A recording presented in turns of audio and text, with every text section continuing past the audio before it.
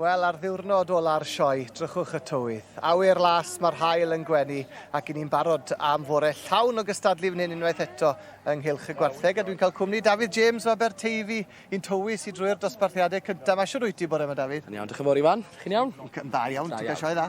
Ydw, joio mas draw yma. Ti wstan joio sioe, wyt ti? Ydw, sy'n byd gwell a sioe, wythnos sioe. Ie, wythnos a hanner. Yn finical yn calendar. Wythnos flinedig ond yn wythnos bleserus. Odi, fyddai'n edrych mlaen i fynd adre yno. Y dosbarthiadau cyntaf sydd â ni heddi, David, nawr yw dosbarthiadau'r Trinwyr Ifanc. Wyt ti wedi bod yma o'r blaen yn cystadlu yn y sioe fawr yn yn neud y pethau yma yn arwen a nifel o gwmpas y gylch? Ydw, wedi bod yn cystadlu yn y gystadleuaeth yma. Ar un pare fyd. Ond na, mae'r dosbarth cryf iawn o'n blaen i fan hyn heddi. A mae yna 3 adran gwahanol yn does yn y Trinwyr Ifanc bore yma? Oes, mae da chi'r categori Iau, wedyn categori canolig a wedyn categori hun. So maen nhw'n mynd wrth oedran mewn ffordd. Ie, a dyma'r adran ieuenga sydd â ni yn y sioe fawr eleni.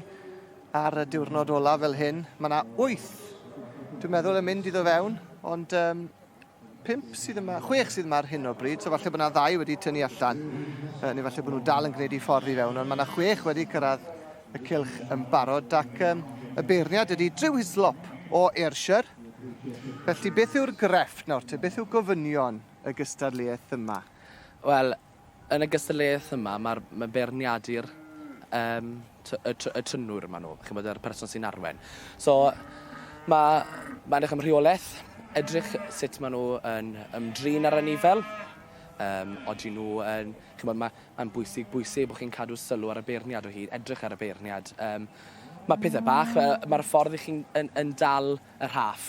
Bod i ddim yn llusgo'r llawr ydych chi, bod i mewn bwyndel mewn ffordd, a bod chi'n dal ar gwaelod. Bod popeth, bod chi yn arwen mewn ffordd sydd o arreolaeth, ond hefyd mewn ffordd greinis a teidi. Bydd lot o'r rhain wrth gwrs yn reit brofiadol yn byddan nhw. Mae roi dran iau sydd â ni.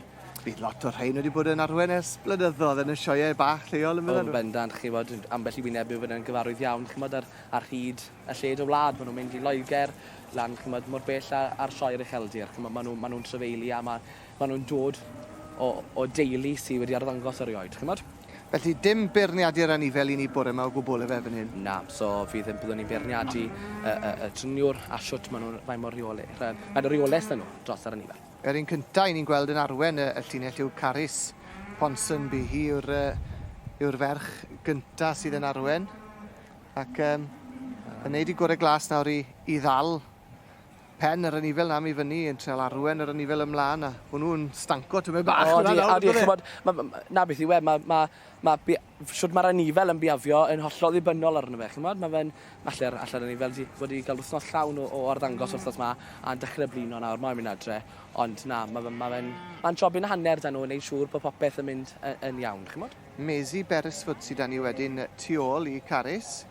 A Mesi wedi dod i stop fyna nawr ac yn neu gwaith da, mae'n dal y pen yn uchel. Mae'n dal popeth a dich. Mae'r coesau, mae ar y coesau yn syth, mae'r ffordd, mae'n dal y pen lan na, le mae'r bastwn gyda'i. Mae popeth mae'n gwybod beth mae'n neud. Rhiannydd Davies wedyn sy'n tu ôl a Rhiannydd wedi cael llwyddiant yma ddoe yn y pare, wy'n deall y gystadleuaeth o Sarah Cox yn ei feirniadu. Ie, odi, y gil wobr fy ni, dwi'n deall, gyda'i Chender William.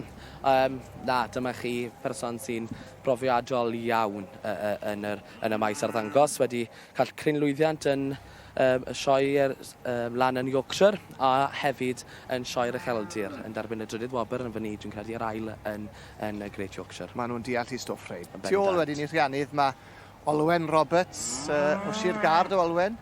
Mae nhw hefyd yn deulu sydd wedi bod yn cystadlu efo'r defed, efo'r gwartheg ers blynyddoedd yma yn y sioe fawr. Maen nhw mor gefnogol a mae hithau hefyd yn ferch ifanc, ond o'n i'n brofiadol ti hwn. I'n brofiadol a'n gwybod beth mae'n neud. Fi'n credu, fel o'ch chi'n sôn, y defed nhw, maen nhw'n deall beth eisiau, a mae mam y fan nhw'n gweld i wrth ymwyl y cylch fyna.